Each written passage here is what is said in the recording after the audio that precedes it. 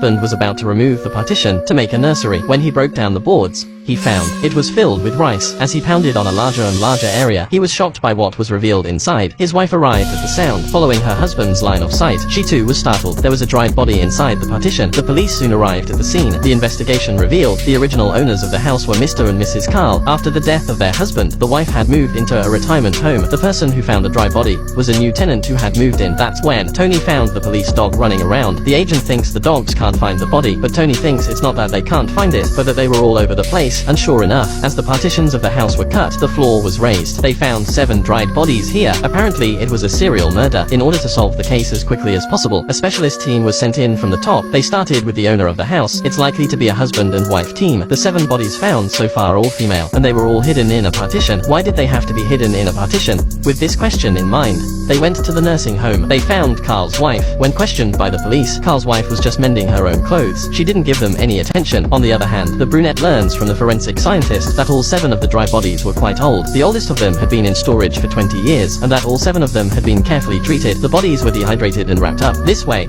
they could be hidden in a partition without smelling bad. A box full of trinkets was also found next to the bodies. This must have been a trophy collected from the dead. The teeth of the victims showed. All 7 men showed signs of drug use. This is why so many people have been missing for so long, and no one knew or cared. That's when 2 more dried bodies were found outside. The forensic examiner found these 2 bodies had been dead for less than a year. Why was there such a long gap in the time of the murders? The forensic scientist analyzed that there must be some connection between the 2 cases. The first 7 bodies were all white females. The cause of death was poisoning. There was no sign of sexual assault. The 2 most recent victims were not only severely beaten during their lives, they were also mummified alive and then died in their rooms. The murderer had treated the dry bodies in the same way, but the latter was clearly more brutal. What kind of pervert would kill someone so brutally?